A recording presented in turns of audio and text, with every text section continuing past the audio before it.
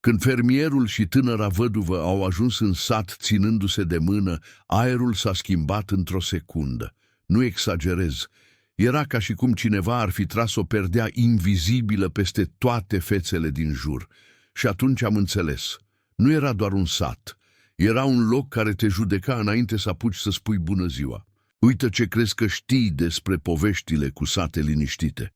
În seara asta o să-ți spun despre privirile care nu clipesc, despre un pact făcut ca să supraviețuiești, despre o văduvă care nu trebuia să se întoarcă niciodată aici și despre un fermier care a crezut că o poate proteja doar ținându-i mâna.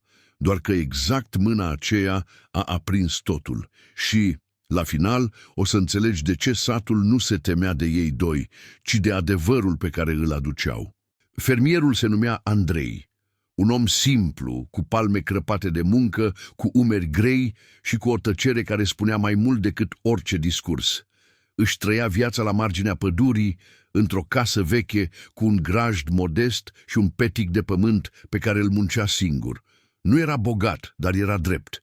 Și în România, într-un sat mic, dreptatea e uneori cel mai scump lucru pe care îl poți avea. Tânăra văduvă se numea Elena. Nu avea dramatismul acela fals de poveste, avea un fel de tristețe calmă, ca o lumină stinsă care încă încălzește puțin. Își pierduse soțul de curând, iar moartea lui fusese ciudată. Oamenii spuneau accident, dar nimeni nu spunea cum. Și când nimeni nu spune cum, înseamnă că cineva a decis să nu se mai pună întrebări. Elena a ajuns în zona aceea cu un singur scop, să afle adevărul.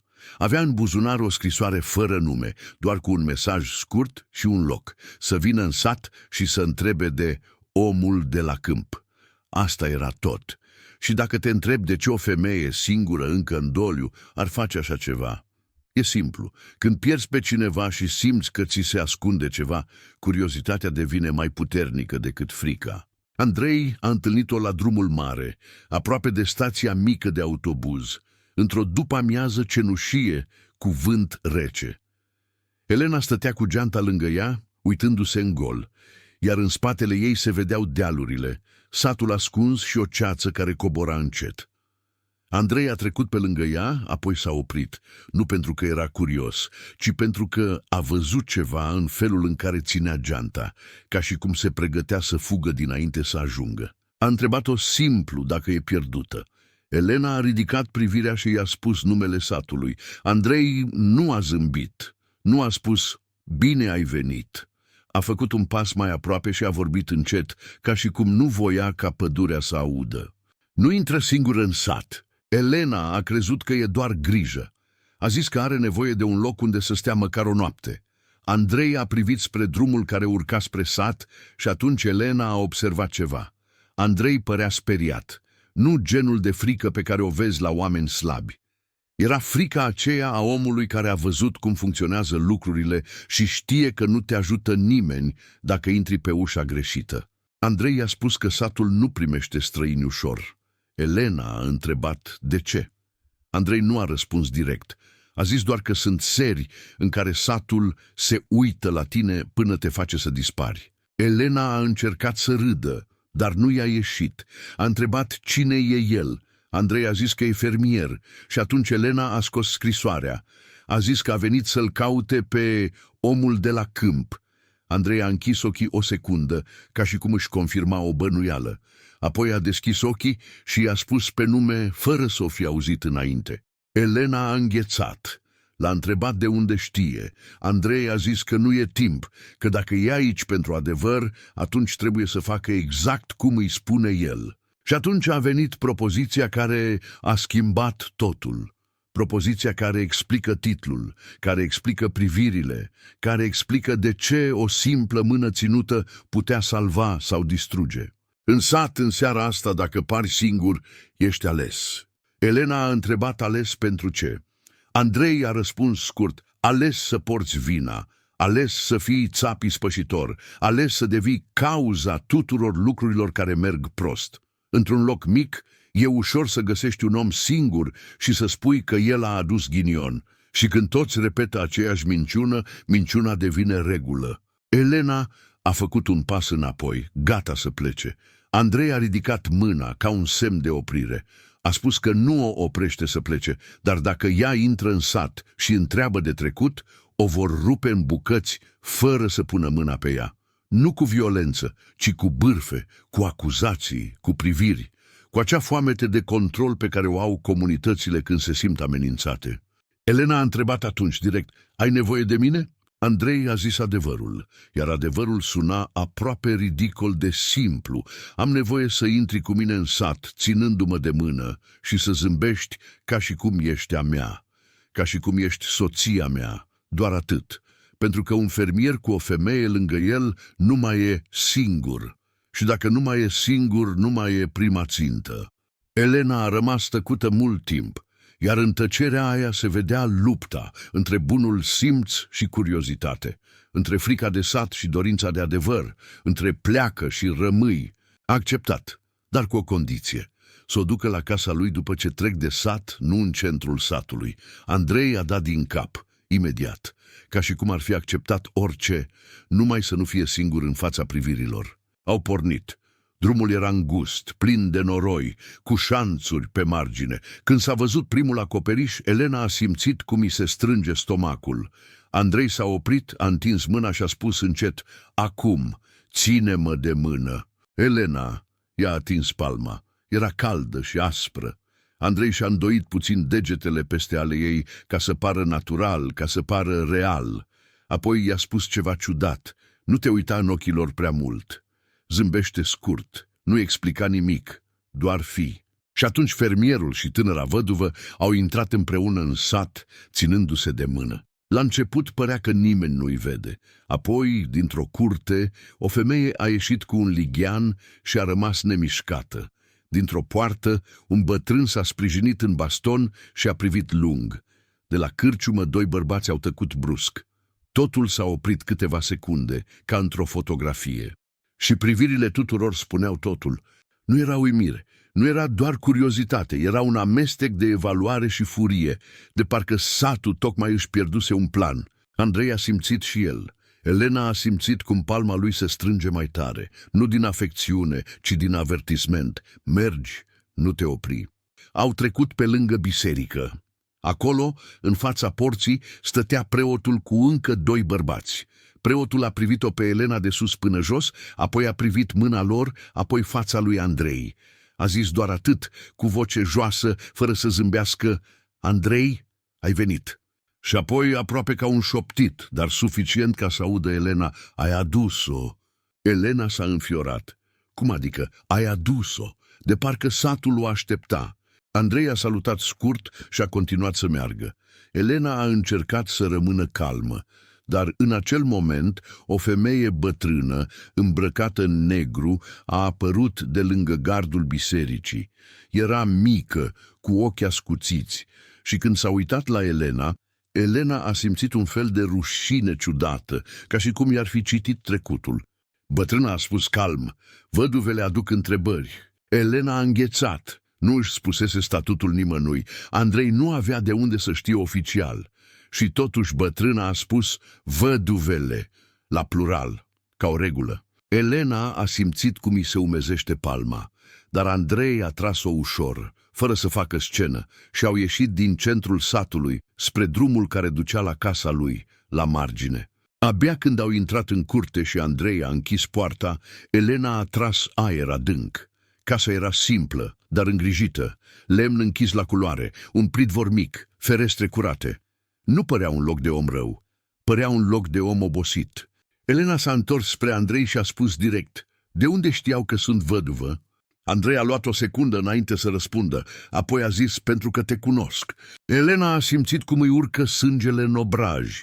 Nu avea sens, nu fusese aici, cel puțin nu își amintea. Andrei a continuat: satul are două feluri de memorie, una oficială, cu ce spune la suprafață, și una adevărată, pe care o ține în acte, în registre și în șoapte.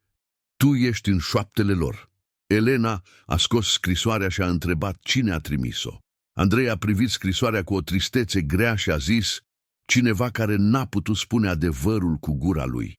Cineva care a fost redus la tăcere. Elena a întrebat dacă asta are legătură cu moartea soțului ei. Andrei nu a negat, a spus doar, dacă ești aici, atunci deja ai simțit că nu a fost doar un accident. Și dacă vrei răspunsul, trebuie să înțelegi ce face satul în nopțile lui speciale. Elena a întrebat ce e în seara asta. Andrei a privit pe fereastră, spre sat, și a spus, seara în care aleg. Și azi aleg un bărbat fără familie. Elena a înțeles dintr-o dată totul, de asta mâna, de asta zâmbetul, de asta privirile tuturor, pentru că fermierul și tânăra văduvă intrau în sat ținându-se de mână ca să blocheze o alegere, ca să strice un ritual murdar. Și atunci Elena a spus ceva care a schimbat dinamica dintre ei. Andrei, nu sunt aici doar să te ajut, sunt aici să aflu cine l-a omorât pe soțul meu. Andrei a rămas tăcut. Apoi a dat din cap, ca un om care acceptă o furtună. A spus, atunci trebuie să-ți spun ceva. Soțul tău a venit aici înainte să moară. A venit să cumpere pământ și a văzut ceva ce nu trebuia. Elena a simțit că îi fuge pământul. Soțul ei nu vorbise despre sat, nu spusese nimic, doar plecase într-o zi cu treabă și apoi a venit vestea. Andrei a zis că soțul ei a pus întrebări despre registrele bisericii, despre terenurile care dispar, despre oamenii care pleacă, despre văduvele care rămân cu gura închisă. Și cine pune astfel de întrebări într-un sat mic devine problemă. Elena a cerut dovezi. Andrei a mers la un dulap vechi și a scos o cheie ruginită. A pus-o în palma Elenei și i-a spus, dacă ai curaj, intri în biserică înainte de miezul nopții. În spatele altarului e o ușă. Cheia asta o deschide. Acolo sunt registrele, acolo sunt numele, acolo e adevărul, dar dacă te prind, nu te scapă nimeni. Elena a strâns cheia. Și aici e partea în care, într-o poveste obișnuită, personajul ar spune nu. Ar aștepta, ar calcula. Elena nu. Elena era o tânără văduvă care trăia cu un gol care nu o lăsa să doarmă. A zis, merg. Înainte să plece, Andrei a prins-o de încheietură și a spus, încă ceva. Dacă intri, nu intri ca o străină. Intri ca soția mea. Dacă te întreabă cine ești, spui asta. Dacă te întreabă de unde vii, spui asta. Și nu te contrazici, pentru că în sat adevărul e doar ce spune majoritatea, iar majoritatea nu e de partea ta. Elena a râs scurt amar. Soția ta pentru o noapte ca să supraviețuim. Andrei nu a râs, a spus ca să supraviețuim nopții aceleia. Elena a plecat spre biserică pe la margini, cu gluga trasă, cu cheia în palmă. Ploaia măruntă făcea noroiul să lucească și pe măsură ce se apropia, auzea satul ca pe un organism. Uși care se închid, pași, un câine care latră scurt, apoi tace. În biserică era întuneric, doar o lumină slabă de la o lumânare. Elena a intrat, a simțit miros de lemn vechi și tămâie stătută și a simțit imediat că nu era singură. Nu a văzut pe nimeni, dar a simțit prezența, ca atunci când cineva te privește dintr-un colț. A mers până în spatele altarului, a găsit ușa mică, a băgat cheia, a rotit încet. Lemnul a scârțâit. Inima ei bătea atât de tare încât se temea că se aude în toată biserica. În încăperea din spate erau rafturi cu registre groase, prăfuite. A aprins lanterna telefonului și a început să răsfoiască. La început nu înțelegea, liste de nume, ani, note scurte. Apoi a observat ceva. În fiecare an, un nume era încercuit și lângă el o notă. Împins, plecat, vândut, accident. Elena a simțit că îi tremură mâinile și atunci a găsit anul morții soțului ei. Numele lui era acolo și lângă nume era scris, sec, fără rușine, accident pe drum, rezolvat. Elena a simțit un val rece pe spate. A luat pagina, a încercat să o fotografieze și exact atunci a auzit pași. A stins lanterna.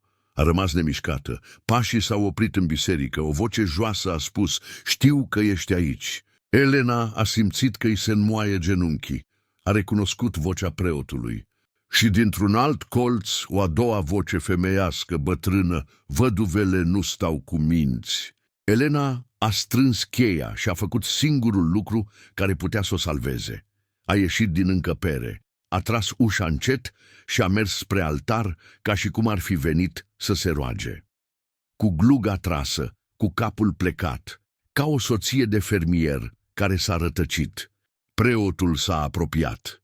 Când i-a văzut fața, a înghețat o clipă și în acea clipă Elena a știut. Nu era doar o străină, era cineva pe care îl recunoșteau. Preotul a spus încet, Elena! Elena a ridicat privirea și a zis exact cum o învățase Andrei, dar cu o fermitate care i-a surprins până și pe ea. Sunt soția lui Andrei. Preotul a zâmbit fără căldură, a spus, asta e problema. În momentul acela, Elena a înțeles că mâna ținută în sat nu era doar o protecție, era o provocare. Pentru că satul îl voia pe Andrei singur și o voia pe Elena tăcută. Iar fermierul și tânăra văduvă intrau în sat, ținându-se de mână ca să arate că nu mai sunt două ținte separate, ci o alianță. Afară, clopotele au început să bată, nu pentru slujbă, pentru adunare, pentru noaptea lor. Elena a fugit, nu alergând isteric, ci rapid controlat pe alei întunecate cu foaia fotografiată în telefon. A ajuns la casa lui Andrei, a bătut scurt.